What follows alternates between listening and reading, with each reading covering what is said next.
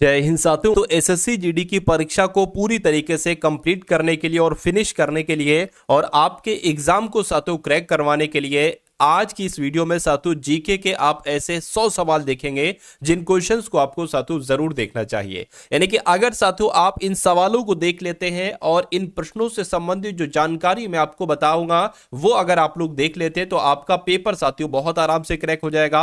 तो परीक्षा से पहले पहले अगर आपने इस वीडियो में एंट्री की है तो मैं कहूंगा इन सभी सवालों को घोल कर पी जाइएगा। अगर आप वाकई में सिलेक्शन लेना चाहते हैं तो थोड़े धैर्य के साथ इस वीडियो को देखिएगा और ये सभी के सभी सवाल मैं आपके मस्तिष्क में आधे घंटे के अंदर कैसे साथियों फीड कर देता हूं ये आप लोग देखिएगा। तो पहला सवाल है कह रहे कि अंतरराष्ट्रीय नृत्य दिवस साथियों कब मनाया जाता है, मुझे बताइए। तो अंतरराष्ट्रीय नृत्य दिवस की अगर बात करें कब मनाया जाता है, 29 अप्रैल को अंतरराष्ट्रीय नृत्य दिवस मनाया जाता है। लेकिन अगर एग्जामिनर आपसे साथियों पूछ ले आपसे कि विश्व मलेरिया दिवस कब मनाया जाता है, क्या पूछ ले, अगर आपसे साथियों पूछ लिया जाए कि विश्व मलेरिया दिवस साथियों कब मनाया जाता है तो आप साथियों क्या बताओगे। तो आपको बताना चाहिए साथियों 25 अप्रैल, यानी कि 25 अप्रैल को विश्व मलेरिया दिवस मनाया जाता है। ठीक है। अगर आपसे पूछा जाए साथियों, अगर आपसे पूछा जाए विश्व बौद्धिक दिवस कब मनाया जाता है, क्या अगर आपसे पूछा जाए, अगर आपसे पूछा जाए साथियों विश्व बौद्धिक दिवस कब मनाया जाता है, क्योंकि ये क्वेश्चन साथियों बार बार रिपीट होते हैं। तो विश्व बौद्धिक दिवस 26 अप्रैल को मनाया जाता है। कब मनाया जाता है, 26 अप्रैल को मनाया जाता है। ये 3 फैक्ट आप लोग यहां पर याद रखेंगे। उसके बाद देखिए साथियों नेक्स्ट नंबर का सवाल है, ये सवाल आपसे बहुत आपके एग्जाम में पूछा जाता है कि भारत में राज्य पुनर्गठन आयोग की स्थापना कब हुई थी। इससे पहले साथियों मैं आपको बता देना चाहता हूं कि अगर आप वाकई में एसएससी जीडी 2024 वाले 25 वाले एग्जाम को क्रैक करना चाहते हैं तो इन 3 पीडीएफ को आप लोग साथियों जरूर पढ़कर जाइएगा। अगर पूरा नहीं पढ़ सकते तो आधा पढ़ लीजिएगा, लेकिन पढ़कर जरूर जाइए, क्योंकि यहां पर आपको साथियों पिछली सभी शिफ्ट के पिछली शिफ्ट का आपको सॉल्यूशन दिया जा रहा है। और आपको भी पता है कि भाई साहब एग्जामिनर अब नए सवाल नहीं बनाता है, वो पिछली शिफ्ट में से डिक्टो क्वेश्चन उठा लेता है। तो यहां से आपके जीके के, हिंदी के, रीजनिंग के, मैथ के ये सारे क्वेश्चंस आपको देखने को मिलेंगे। और मैं कहूंगा पिछली शिफ्टों में से तो एग्जामिनर तकरीबन 50% के आसपास क्वेश्चंस पूछता है। उसके अलावा आपको साथियों 10 पेपर का सॉल्यूशन दिया जा रहा है, यानी कि जैसे आपका पेपर आएगा नहीं इस बार 80 क्वेश्चन का, वैसे आपको 10 पेपर का साथियों सॉल्यूशन दिया जा रहा है। इसमें भी हिंदी होगी, जीके होगी, रीजनिंग होगी, मैथ होगी। और बच्चों को जीके में बड़ी दिक्कत है, तो जीके में अगर आपको स्कोर ज्यादा करना है, ज्यादा से ज्यादा क्वेश्चंस करना है, तो आपको साथियों करंट अफेयर के सवाल करना होंगे। तो करंट अफेयर के सवाल साथियों मैंने 1000 तकरीबन लिए हैं, पूरे साल के 1000 टॉप लेवल के क्वेश्चन। तो जो भी 5 से 6 क्वेश्चन आएंगे वो इसी पीडीएफ में से आपको देखने को मिल जाएंगे।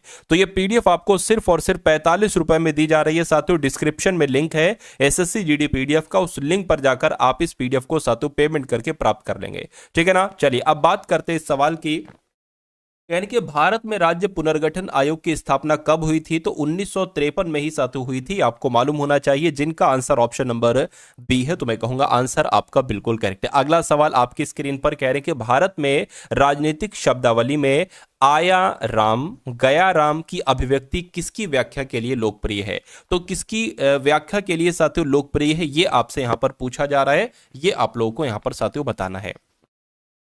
तो गया लाल इसका सही जवाब हो जाएगा। क्या साथियों, गया लाल इस सवाल का यहां पर बिल्कुल आपका सही जवाब हो जाएगा। उसके बाद देखिए एक अलग आंध्र प्रदेश, एक अलग आंध्र के लिए हुए आंदोलन को क्या कहा जाता है। तो एक अलग आंध्र के लिए हुए आंदोलन को क्या कहा जाता है, विशाल आंध्र। ठीक है ना, विशाल आंध्र आंदोलन कहा जाता है, यह भी आपको साथियों मालूम होना चाहिए। अगला देखिए कह रहे कि 1913 में साहित्य के लिए नोबेल पुरस्कार प्राप्त करने वाले पहले भारतीय का नाम आपसे यहां पर पूछा जा रहा है, मुझे बता दीजिए।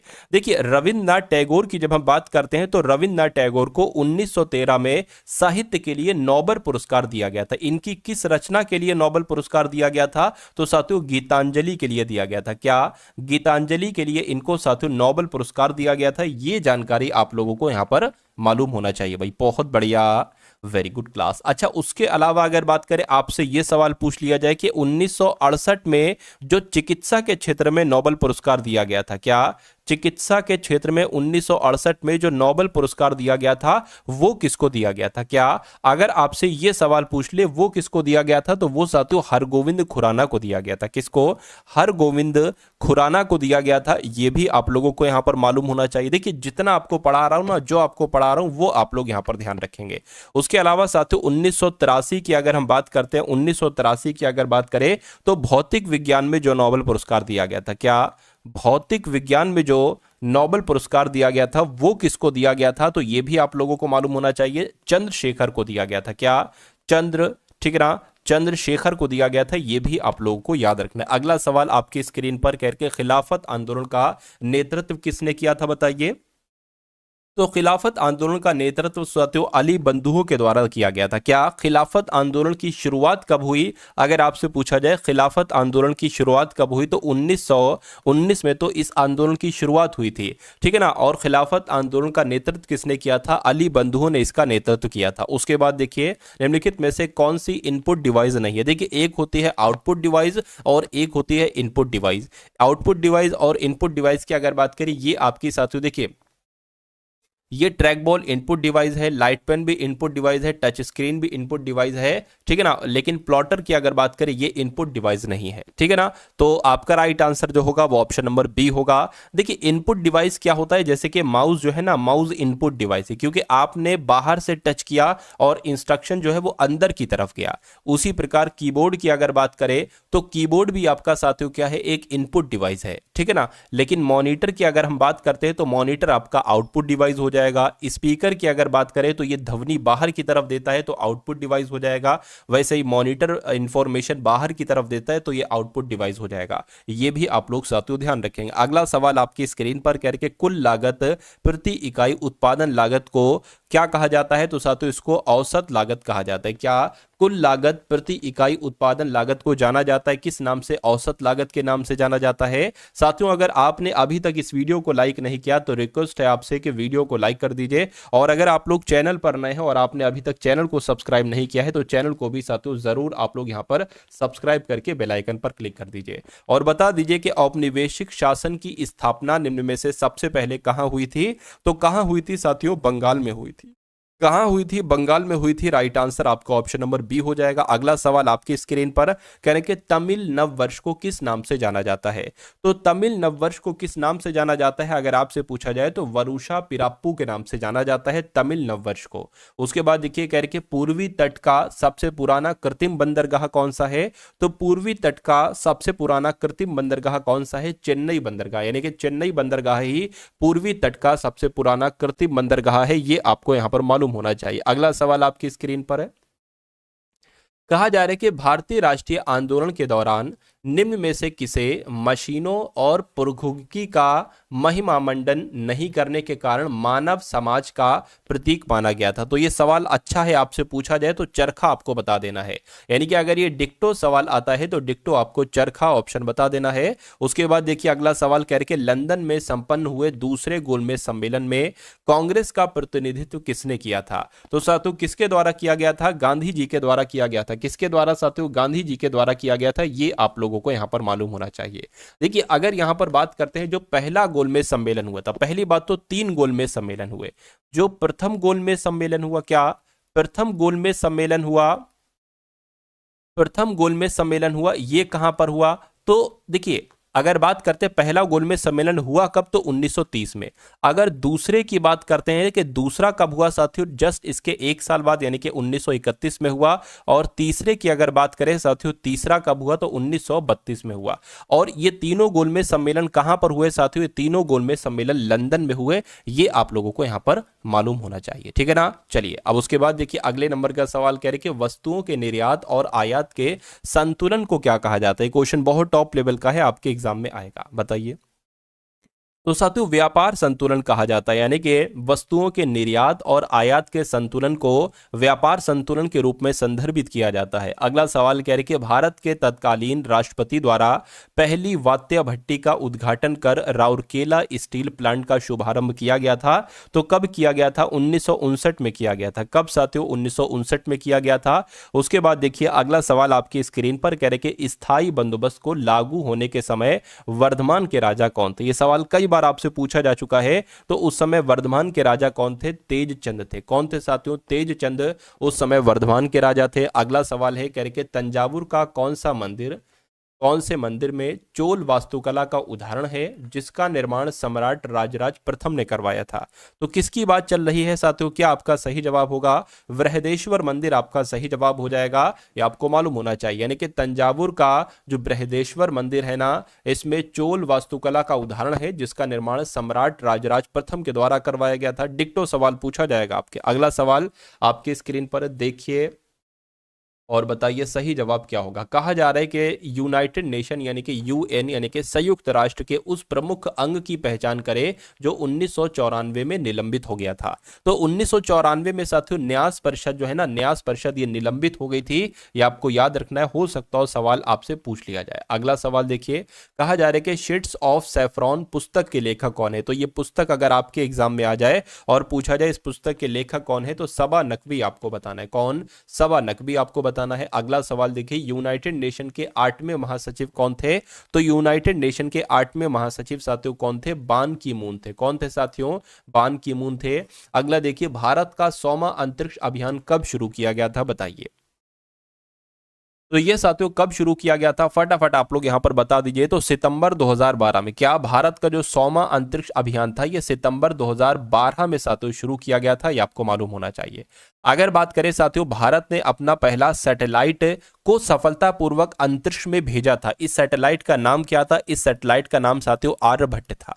क्या नाम था? आर्यभट्ट था। और इसको कब भेजा था? 1975 में भेजा था साथियों, ये आपको यहां पर मालूम होना चाहिए। उसके बाद देखिए अगला सवाल है, कह रहे कि संयुक्त राष्ट्र महासभा 21 जून को इस रूप में मनाती है। तो किस रूप में मनाती है साथियों आपसे पूछा जा रहा है। 21 जून की अगर बात करें कौन सा दिवस मनाया जाता है? देखिए अगर यहां पर साथियों बात करते हैं कि अंतर्राष्ट्रीय शिक्षा दिवस कब मनाया जाता है, तो आपको मालूम होना चाहिए 24 जनवरी की अगर बात करते हैं, 24 जनवरी को अंतर्राष्ट्रीय शिक्षा दिवस मनाया जाता है। अगर आपसे पूछे अंतर्राष्ट्रीय स्वास्थ्य दिवस कब मनाया जाता है, तो अंतर्राष्ट्रीय स्वास्थ्य दिवस साथियों 7 अप्रैल को मनाया जाता है। और अंतर्राष्ट्रीय योग दिवस कब मनाया जाता है साथियों? 21 जून को अंतर्राष्ट्रीय योग दिवस मनाया जाता है। उसके बाद देखिए नेक्स्ट नंबर का सवाल आपकी स्क्रीन पर है और आपसे साथियों यहां पर पूछा यह जा रहा है कि भारत के निम्नलिखित स्वतंत्रता सेनानियों में सीमांत गांधी के रूप में साथियों किन्हें जाना जाता है, यानी कि सीमांत गांधी किसे कहा जाता है, ये कुल मिला के आप लोग बता दीजिए। चलिए, तो अगर आपका जवाब साथियों खान अब्दुल गफ्फार खान है तो मैं कहूंगा आपका जवाब यहां पर बिल्कुल सही हो जाएगा। सीमांत गांधी के नाम से किन्हें जाना जाता है साथियों? खान अब्दुल गफ्फार खान को जाना जाता है। और उसके अलावा आपसे एक सवाल साथियों पूछा जाता है, पूछा आपसे यह जाता है कि खुदाई खिदमतगार नामक संगठन की स्थापना किसने की थी? क्या आपसे अगर पूछा जाए कि खुदाई खिदमतगार, क्या साथियों खुदाई खिदमतगार नामक संगठन की स्थापना किसके द्वारा की गई थी? तो खान अब्दुल गफ्फार खान के द्वारा ही की गई थी, ये भी आपको मालूम होना चाहिए। और इस संगठन को साथियों लाल कुर्ती भी कहा जाता है। क्या इसको साथियों लाल कुर्ती भी कहा जाता है? ये भी आप लोगों को याद रखना है। अगला सवाल आपकी स्क्रीन पर है, कह रहे कि निम्नलिखित में से शीत मरुस्थल है। तो कौन सा साथियों शीत मरुस्थल है? तो मैं कहूंगा साथियों जो पेंटागोनिया है, ये पेंटागोनिया साथियों शीत मरुस्थल है। सही जवाब आपका ऑप्शन नंबर ए हो जाएगा। उसके बाद देखिए साथियों कह रहे कि गरीबी हटाओ किस राजनीतिक नेता का नारा था? तो गरीबी हटाओ ये किस राजनीतिक नेता का नारा था? मैं कहूंगा इंदिरा गांधी का नारा था। सही जवाब आपका ऑप्शन नंबर ए हो जाएगा। उसके बाद देखिए कह रहे कि पोंगल पक्षी गणना निम्नलिखित में से किस राज्य की पहल है? तो पोंगल पक्षी गणना सबसे पहले साथियों किसने शुरू की थी? तो मैं कहूंगा तमिलनाडु ने शुरू की थी। किसने साथियों शुरू की थी? तमिलनाडु ने शुरू की थी, ये आप लोग को याद रखना है। अगला सवाल देखिए कह रहे कि भारत में वस्तु एवं सेवा कर यानी कि GST goods and service tax ये कब लागू किया गया? ये आपसे कुल मिला के पूछा जा रहा है। तो साथियों ये लागू कब किया गया? तो 1 जुलाई 2017 को लागू किया गया। 1 जुलाई 2017 को जीएसटी लागू किया गया, ये आप लोग यहां पर याद रखेंगे। उसके बाद देखिए अगला सवाल कह रहे कि एलिफेंटा की गुफाएं ये कहां पर स्थित है? तो एलिफेंटा की गुफाएं साथियों कहां पर स्थित है, ये कुल मिला के आपसे यहां पर पूछा जा रहा है। फटाफट आप लोग यहां पर बता दीजिए। चलिए, तो कहां पर है साथियों? अगर राज्य आपसे पूछे तो महाराष्ट्र में है। कहां पर है? महाराष्ट्र में। लेकिन द्वीप पूछे तो घारापुरी द्वीप आपको बता देना है कि एलिफेंटा की गुफाएं साथियों महाराष्ट्र के घारापुरी द्वीप में है। सही जवाब आपको ऑप्शन नंबर डी हो जाएगा। अगला सवाल देखिए कह रहे कि भारत में कृषि और संबंध गतिविधियों हेतु ऋण के संवितरण में सबसे अधिक हिस्सेदारी वाणिज्यिक बैंकों की है या साहूकारों की, यानी कि कुल मिला के खाली जगह में कौन सा शब्द आ जाएगा ये आपको बताना है। तो अगर यहां पर साथियों बात करते हैं इस सवाल के जवाब की, तो इस सवाल का जवाब आपका क्या होगा, मैं कहूंगा कृषि ही आपका सही जवाब हो जाएगा। पूरी लाइन हो जाएगी, भारत में कृषि और संबंधित गतिविधियों के लिए ऋण के संवितरण में सबसे अधिक हिस्सेदारी वाणिज्यिक बैंकों की है। अगला सवाल देखिए, कह रहे कि गवर्नर जनरल लॉर्ड डलहौजी ने किस साम्राज्य को चेरी कहा था। तो किसको साथियों चेरी कहा था? अवध साम्राज्य की अगर बात करें तो अवध साम्राज्य को साथियों चेरी कहा था। ये आपके एग्जाम में पूछा जा सकता है, इसलिए आप लोग इसको बहुत अच्छे तरीके से यहां पर याद रखेंगे। चलिए अब उसके बाद बात करते हैं साथियों नेक्स्ट नंबर के सवाल की। कहा जा रहा है कि 1974 में जो रेलवे हड़ताल का नेतृत्व किया था वो किसके द्वारा किया गया था। तो किसके द्वारा किया गया था? जॉर्ज फर्नांडिस के द्वारा किया गया था। जॉर्ज फर्नांडिस के द्वारा किया गया था, ये आप लोगों को यहां पर साथियों याद रखना है। अगला सवाल देखिए आपके स्क्रीन पर, कह रहे कि पहली यात्री रेलवे ट्रेन बॉम्बे और ठाणे के बीच कब चलाई गई थी। तो कब चलाई गई थी साथियों? 1853 में चलाई गई थी। 1853 में चलाई गई थी। उसके बाद देखिए कह रहे कि निम्नलिखित में से कौन लंदन में पहले गोलमेज सम्मेलन में शामिल नहीं हुआ था। तो 1930 में साथियों जो पहला गोलमेज सम्मेलन हुआ था कहां पर? लंदन में हुआ था। इसमें कौन शामिल नहीं हुआ था? कांग्रेस ने इसमें भाग नहीं लिया था। यह आप लोगों को याद रखना है, सवाल आपके एग्जाम में पूछा जा सकता है। उसके बाद देखिए कह रहे कि भारत का सबसे बड़ा नदी द्वीप यानी कि माजुली नदी द्वीप ये कहां पर है। तो ये किस नदी पर है? ये ब्रह्मपुत्र नदी पर है। कहां पर है साथियों? ये ब्रह्मपुत्र नदी पर है। सही जवाब आपका ऑप्शन नंबर बी हो जाएगा। अगला सवाल देखिए, कहने के साथियों प्राचीन स्मारकों और पुरातात्विक स्थलों और अवशेष अधिनियम 1958 के अनुसार कोई भी संरचना, मूर्तिकला, शिलालेख आदि जो कम से कम वर्षों से अस्तित्व हो, यानी कि कितने वर्षों से अस्तित्व हो, इसको प्राचीन कहा जाता है।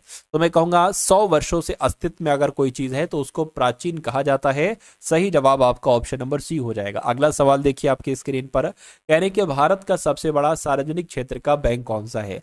तो भारत का सबसे बड़ा सार्वजनिक क्षेत्र का बैंक कौन सा है साथियों? आप लोग ध्यान रखेंगे, स्टेट बैंक ऑफ इंडिया है। क्या है साथियों? स्टेट बैंक ऑफ इंडिया है। उसके बाद देखिए कहा जा रहा है कि एशियाई विकास बैंक का मुख्यालय कहां पर है, बताइए। एशियाई विकास बैंक का मुख्यालय अगर बात करें साथियों कहां पर है? फिलीपींस में है। कहां पर है साथियों? फिलीपींस में है। ये आप लोगों को मालूम होना चाहिए। उसके बाद देखिए साथियों अगले नंबर का सवाल कह रहे कि ऊंट को रेगिस्तान का जहाज कहा जाता है। इस धारणा से लिया गया, यानी कि अगर बात करें साथियों ऊंट को रेगिस्तान का जहाज कहा जाता है, ऊंट स्तनधारी होते हैं इसलिए, ठीक है, ये वजह तो नहीं है। ऊंट का कुबड़ होता है इसलिए ये वजह भी नहीं है। ऊंट का उपयोग रेगिस्तान में परिवहन के रूप में किया जाता है इसलिए कहा जाता है ऊंट को रेगिस्तान का जहाज। तो मैं कहूंगा बिल्कुल इस वजह से ही साथियों ऊंट को रेगिस्तान का जहाज कहा जाता है। अगले नंबर का सवाल आपकी स्क्रीन पर है। कहा जा रहा है कि 1962 में भारत चीन युद्ध के दौरान त्यागपत्र देने वाले मंत्री का नाम बताइए। तो साथियों क्या मंत्री का नाम था? आप लोगों को मालूम होना चाहिए, क्वेश्चन ये इंपॉर्टेंट है। यानी कि वी के कृष्णा मेनन आप लोगों को मालूम होना चाहिए। 1962 में भारत चीन युद्ध के दौरान त्यागपत्र देने वाले मंत्री कौन थे? तो वी के कृष्णा मेनन थे। अगला सवाल आपकी स्क्रीन पर कह रहे कि प्रसिद्ध संगाई उत्सव पूर्वोत्तर भारत के किस राज्य के द्वारा आयोजित एक वार्षिक सांस्कृतिक उत्सव है। तो किसकी बात चल रही है साथियों? मणिपुर की बात चल रही है। मणिपुर आपका सही जवाब हो जाएगा। अगला सवाल है कह रहे कि 1922 में गांधी जी के द्वारा असहयोग आंदोलन स्थापित करने के मुख्य कारण क्या था, यानी कि किस वजह से साथियों गांधी जी के द्वारा असहयोग आंदोलन शुरू किया गया था। कुल मिला के आपसे यहां पर ये पूछा जा रहा है। तो क्या कारण है? उत्तर प्रदेश में चौरी चौरा पुलिस स्टेशन में उग्र भीड़ द्वारा आग लगा दी गई थी, ठीक है ना, गांधी जी द्वारा। अच्छा, स्थगित जो किया गया था इसकी वजह पूछी जा रही। आंदोलन लक्ष्य प्राप्त करने के बाद समाप्त हुआ था। गांधी जी गंभीर रूप से बीमार थे, गांधी जी को गिरफ्तार किया गया था। तो मैं कहूंगा साथियों स्थगित किस लिए किया गया था? क्योंकि उत्तर प्रदेश में चौरी चौरा पुलिस स्टेशन में उग्र भीड़ के द्वारा आग लगा दी गई थी, इसलिए इस आंदोलन को रोकना पड़ा था। अगला देखिए कह रहे कि भारत में कितने संगठन संयुक्त राष्ट्र के अंग हैं। तो भारत में साथियों 26 संगठन संयुक्त राष्ट्र के अंग है। राइट आंसर आपका डी होगा। भारत के त्रिचरण नाभिकीय शक्ति कार्यक्रम की स्थापना किसने की थी? तो साथियों किसने की थी? डॉक्टर होमी भाभा ने की थी। ये आपको मालूम होना चाहिए। सही जवाब आपका अगर है ऑप्शन नंबर ए के साथ तो बिल्कुल करेक्ट है। अगला सवाल आपकी स्क्रीन पर आपसे पूछा जा रहा है कि महात्मा गांधी ने लॉर्ड इरविन को लिखे अपने त्यागपत्र में कितनी मांगे की थी, जिनमें से कुछ को गांधी इरविन समझौता के रूप में स्वीकार किया गया था। तो मैं कहूंगा साथियों कितनी मांगे की गई थी, 11 मांगे की गई थी, यानी कि गांधी जी ने लॉर्ड इरविन को लिखे अपने पत्र में 11 मांगे की थी, जिसमें से कुछ को गांधी इरविन समझौते के रूप में स्वीकार किया गया था। उसके बाद देखिए world book and copyright day कब मनाया जाता है। तो अगर आपसे ये एग्जाम में सवाल पूछे तो 23 अप्रैल आपको बता देना है कि world book and copyright day 23 अप्रैल को मनाया जाता है। अगला देखिए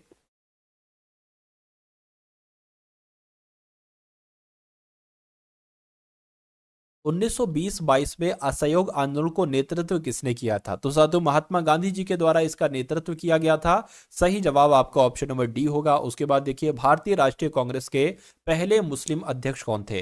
तो भारतीय राष्ट्रीय कांग्रेस के पहले मुस्लिम अध्यक्ष कौन थे साथियों, बदरुद्दीन तैयब जी थे। कौन थे, बदरुद्दीन तैयब जी थे। साथियों अगर आपने इस वीडियो को अभी तक लाइक नहीं किया तो रिक्वेस्ट आपसे यह है कि वीडियो को आप लोग साथियों लाइक कर दीजिए। तो आपसे रिक्वेस्ट है इस वीडियो को आप लोग लाइक कर दीजिए साथियों, अभी तुरंत, अभी के अभी। चलिए, तो भारतीय राष्ट्रीय कांग्रेस के पहले मुस्लिम अध्यक्ष कौन हो गए, बदरुद्दीन तैयब जी हो गए। अब उसके बाद देखिए साथियों नेक्स्ट नंबर का सवाल है, कह रहे कि भारत के अंतरिक्ष कार्यक्रम का जनक किसे कहा जाता है। तो भारत के अंतरिक्ष कार्यक्रम के जनक कौन है साथियों, विक्रम साराभाई हैं। कौन है भारत के अंतरिक्ष कार्यक्रम के जनक, विक्रम साराभाई हैं। अगला देखिए भारत ने अपने पहले परमाणु बम का परीक्षण कब किया था। तो भारत ने अपने पहले परमाणु बम का परीक्षण साथियों कब किया था, 1974 में किया था। कब, 1974 में किया था। नेक्स्ट नंबर का सवाल कह रहे कि रॉलेट एक्ट पारित किया गया था 1920 में, 22 में, 19 में या 21 में। तो मैं कहूंगा 1919 में रॉलेट एक्ट साथियों पारित किया गया था। अगला सवाल कह रहे कि भारत में राष्ट्रीय पंचायती राज दिवस कब मनाया जाता है। तो भारत में राष्ट्रीय पंचायती राज दिवस तो 24 अप्रैल को मनाया जाता है। कब मनाया जाता है साथियों, 24 अप्रैल को मनाया जाता है। नेक्स्ट नंबर का सवाल है, कहा जा रहा है कि 2011 की जनगणना के अनुसार भारत का सबसे अधिक आबादी वाला राज्य कौन सा था। तो सबसे ज्यादा आबादी कहाँ की थी, तो उत्तर प्रदेश की थी।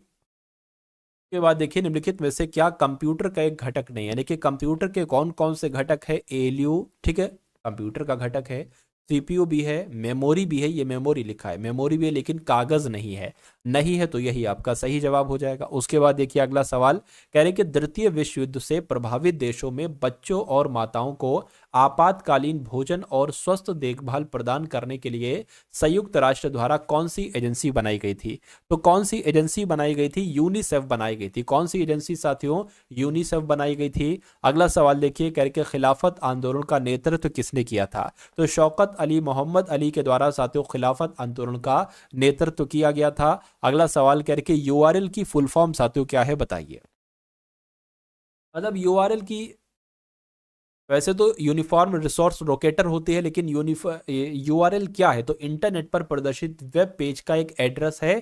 तो ये आपका साथों सबसे सटीक जवाब हो जाएगा। भारत के खिलाफत आंदोलन के बारे में क्या सही है। तो भारत के खिलाफत आंदोलन के बारे में क्या सही है कि ये जलियांवाला बाग के नरसंहार के खिलाफ एक आंदोलन था, नहीं।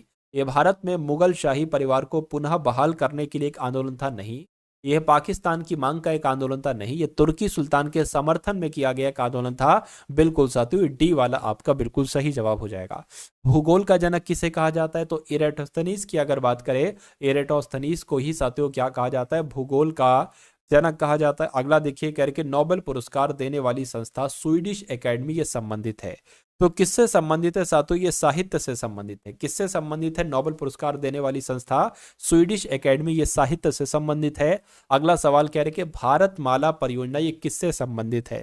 तो भारतमाला परियोजना ये किससे संबंधित है, तो ये राजमार्गों से संबंधित है। किससे, ये राजमार्गों से संबंधित है। अगला सवाल है कह रहे कि येलो वेस्ट विरोध किस देश से रूस क्षेत्र से संबंधित है। मतलब जो येलो येलो वेस्ट है ना, येलो वेस्ट विरोध ये किस देश से संबंधित है। तो आपको याद रखना है येलो वेस्ट विरोध ये फ्रांस देश से संबंधित है। इससे साथियों फ्रांस देश से संबंधित है। अगला सवाल है कि निम्नलिखित में से कौन सा एक एप्लीकेशन सॉफ्टवेयर है। तो इनमें से कौन सा एक एप्लीकेशन सॉफ्टवेयर है, मैं कहूंगा ग्राफिक्स की अगर बात करें तो ग्राफिक्स एक साथियों एप्लीकेशन सॉफ्टवेयर है। सही जवाब आपका ऑप्शन नंबर ए हो जाएगा। उसके बाद देखिए कहा जा रहा है कि चंद्रगुप्त द्वितीय के 9 रत्नों में से एक है। तो बताने की कोशिश कीजिए साथियों क्या आपका यहाँ पर सही जवाब हो सकता है, बताइए। तो मैं कहूंगा वाराहमिहिर आपका बिल्कुल सही जवाब हो जाएगा, यानी कि कौन चंद्रगुप्त द्वितीय के 9 रत्नों में से एक है, तो वाराहमिहिर है। अगला सवाल आपकी स्क्रीन पर कह के राज्यसभा के पहले सभापति कौन थे?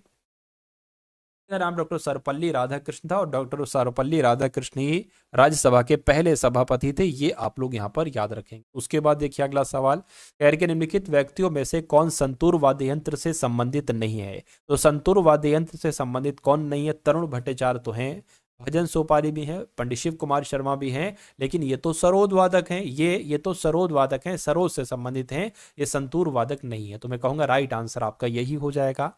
अंतर सरकार संधि आधारित संगठन कौन सा है जिसका मुख्यालय भारत में स्थित है? तो साथियों आई से आपका यहाँ पर राइट आंसर हो जाएगा। उसके बाद देखिए करके ऐसा माना जाता है कि भारतीय अंतरिक्ष कार्यक्रम कब भारत सरकार द्वारा इनकोस्पार की स्थापना के साथ शुरू किया गया था? तो 1962 यहाँ पर साथियों खाली जगह में आपका आ जाएगा। क्या 1962 यहाँ पर साथियों आ जाएगा? अब उसके बाद देखिए कह रहे कि संघ के मंत्री परिषद में कितने मंत्री शामिल किए जा सकते हैं? तो संघ के मंत्री परिषद में कितने मंत्री शामिल किए जा सकते हैं? लोकसभा के कुल सदस्यों के 15%। तो बिल्कुल साथियों लोकसभा के कुल सदस्यों के 15% ही संघ के मंत्री परिषद में मंत्री शामिल किए जा सकते हैं। राष्ट्रीय ग्रामीण स्वास्थ्य मिशन ये किस वर्ष में शुरू किया गया था? तो ये साथियों कब शुरू किया गया था? ये तो 2005 में शुरू किया गया था। क्या राष्ट्रीय ग्रामीण स्वास्थ्य मिशन ये कब शुरू किया गया था? 2005 में शुरू किया गया था। अगला सवाल देखिए कह रहे मात्रा के संदर्भ में विश्व की सबसे बड़ी मीठे जल की झील कौन सी है? तो मुझे बताइए। सुपीरियर झील की अगर बात करते हैं साथियों तो ये विश्व की सबसे बड़ी मीठे जल की झील है। राइट आंसर आपका ऑप्शन नंबर बी होगा। अगला सवाल आपकी स्क्रीन पर है, यानी कि एनफील्ड राइफल्स लाने के लिए कौन उत्तरदायी है जिनमें चर्बी वाले कारतूसों का उपयोग होता था, जो 1857 के विद्रोह का तात्कालिक कारण बना था? तो इस सवाल का जवाब साथियों हेनरी हार्डिंग आपका सही जवाब हो जाएगा, हेनरी हार्डिंग। उसके बाद देखिए इंटरपोल के मुख्यालय के बारे में साथियों आपसे पूछा जा रहा है। इंटरपोल का मुख्यालय साथियों कहां पर है? ये भी आपको मालूम होना चाहिए साथियों, कहां पर है फटाफट आप लोग बताइए। चलिए तो इंटरपोल का मुख्यालय कहां पर है साथियों? फ्रांस में है, ये आपको मालूम होना चाहिए। अगला सवाल कह रहे कि हम्पी का विरूपाक्ष मंदिर कहाँ, ये किसे समर्पित है? तो हम्पी का विरूपाक्ष मंदिर तो साथियों भगवान शिव को समर्पित है। किसको समर्पित है? आप लोगों को मालूम होना चाहिए साथियों, भगवान शिव को समर्पित है। अगला सवाल आपकी स्क्रीन पर कह रहे कि किसी भारतीय राज्य के पास ताप ऊर्जा से सर्वाधिक शक्ति उत्पादन क्षमता, ठीक है ना, उत्पादन क्षमता है, तो किस राज्य की बात चल रही है? क्या आपका साथियों राइट आंसर होगा? तो महाराष्ट्र आपका यहाँ पर बिल्कुल करेक्ट आंसर हो जाएगा, यानी कि महाराष्ट्र के पास ताप ऊर्जा से सर्वाधिक शक्ति उत्पादन क्षमता है। अगला देखिए कह रहे निम्नलिखित में से किस एक न्यूक्लियर रिसर्च रिएक्टर का संचालन भाभा परमाणु अनुसंधान केंद्र द्वारा किया गया है? तो साथियों क्या आपका यहाँ पर राइट आंसर हो सकता है? तो ध्रुव आपका यहाँ पर बिल्कुल सही जवाब हो जाएगा। अगला सवाल देखिए आपके स्क्रीन पर, नाट्य शास्त्र जो कि एक नाटकीय कला है, नाटकीय कला के विषय में एक प्रसिद्ध ग्रंथ है, तो साथियों ये किसके द्वारा लिखित है नाट्य शास्त्र? तो ये तो भरत मुनि के द्वारा लिखित है। राइट आंसर आपका ऑप्शन नंबर बी होगा। उसके बाद देखिए कहा जा रहा है कि भारतीय संविधान का कौन सा अनुच्छेद सार्वजनिक रोजगार में समान अवसर अधिकार प्रदान करता है? तो जो अनुच्छेद 16 है ना, ये साथियों रोजगार में समान अवसर प्रदान करता है। अगला देखिए कहा जा रहा है कि प्रथम आईसीसी T20 क्रिकेट विश्व कप का खिताब किस देश ने जीता था? तो अपने भारत देश ने जीता था, ये भी आप लोगों को याद रखना है। WWW के आविष्कारक कौन है? तो टिम बर्नर्स ली। कौन है साथियों? WW यानी कि वर्ल्ड वाइड वेब के आविष्कारक कौन है? टिम बर्नर्स ली हैं। भारत के कौन से राज्य में कोयले का सर्वाधिक भंडार है? तो मैं कहूंगा झारखंड आपका सही जवाब हो जाएगा। उसके बाद देखिए भारत में पहली यात्री रेलगाड़ी का संचालन किसके बीच हुआ था? तो साथियों बंबई और ठाणे के बीच हुआ था। राइट आंसर आपका अगर है ऑप्शन नंबर डी के साथ, तो मैं कहूंगा आंसर आपका बिल्कुल करेक्ट है।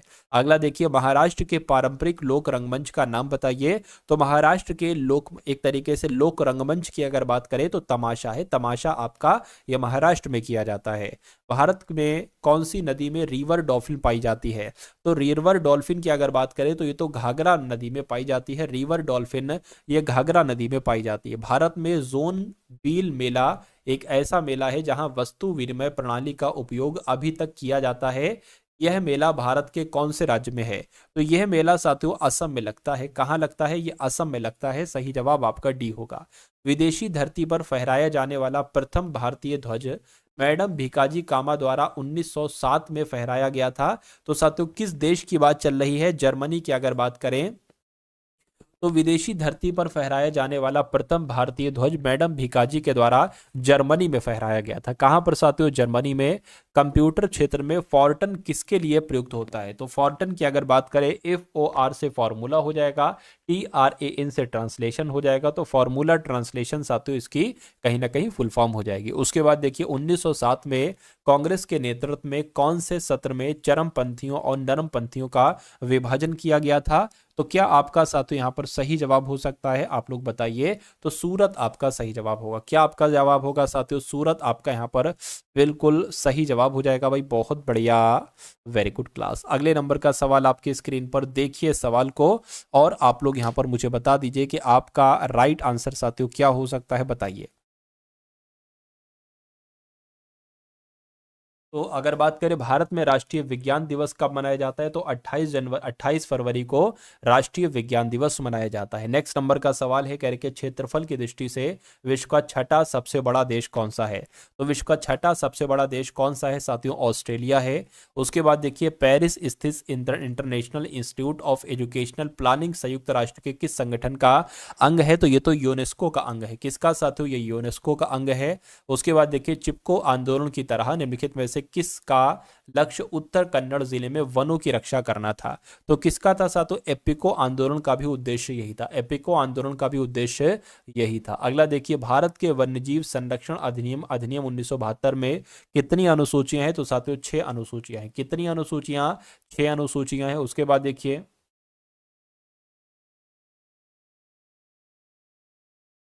कहा जा रहा है कि सैनिक विद्रोह के दौरान गवर्नर जनरल कौन थे? तो उस समय गवर्नर जनरल कौन थे साथियों? सैनिक विद्रोह के दौरान ये आपको बताना है। तो लॉर्ड कैनिंग थे। कौन थे साथियों? लॉर्ड कैनिंग थे। ये भी आपको मालूम होना चाहिए। अगला है कह रहे कि किस नदी के विस्तार क्षेत्र को राष्ट्रीय जलमार्ग 2 कहा जाता है? तो राष्ट्रीय जलमार्ग 2 की अगर बात करते हैं साथियों, किस नदी के विस्तार क्षेत्र को कहा जाता है? ब्रह्मपुत्र नदी के विस्तार क्षेत्र को कहा जाता है। कहने के ब्राह्मी और खरोष्टी लिपियों को व्याख्यायित किया जिनका उपयोग पहले के शिलालेखों के लेखन में किया जाता था। तो कुल मिला के साथियों खाली जगह में कौन सा शब्द आ जाएगा बताने की कोशिश करेंगे। तो जेम्स प्रिंसेप आपका सही जवाब होगा। यानी कि जेम्स प्रिंसेप ने ब्राह्मी और खरोष्टी लिपियों को व्याख्यात किया जिनका उपयोग पहले के शिलालेखों के लेखन में किया जाता था। इनमें से कौन एक संचार प्रोटोकॉल है? तो साथियों किसकी बात चल रही है? मैं कहूंगा HTTP की। हाइपर टेक्स्ट ट्रांसफर प्रोटोकॉल ये क्या है? ये एक संचार प्रोटोकॉल है। उसके बाद देखिए निम्नलिखित में से किन नेताओं ने ताशकंद समझौते पर हस्ताक्षर किए थे? तो अगर बात करते हैं साथियों लाल बहादुर शास्त्री और अयूब खान ने ताशकंद समझौते पर हस्ताक्षर किए थे। उसके बाद देखिए अगला सवाल कह रहे कि किसी भी कंप्यूटर सिस्टम का मस्तिष्क किसे कहा जाता है? तो साथियों सेंट्रल प्रोसेसिंग यूनिट यानी कि CPU को क्या कहा जाता है? कंप्यूटर सिस्टम का मस्तिष्क कहा जाता है। अगले नंबर का सवाल आपकी स्क्रीन पर है। आपसे कहा जा रहा है GATT गैट का उत्तराधिकारी संगठन कौन सा था? तो कौन सा था साथियों? WTA था, वर्ल्ड ट्रेड ऑर्गेनाइजेशन था। ये आपका साथियों बिल्कुल करेक्ट आंसर हो जाएगा भाई। बहुत बढ़िया, वेरी गुड क्लास। तो ये क्लास आपको साथियों कैसी लगी एक बार कमेंट सेक्शन में आप लोग यहां पर जरूर बताइएगा, ठीक है ना।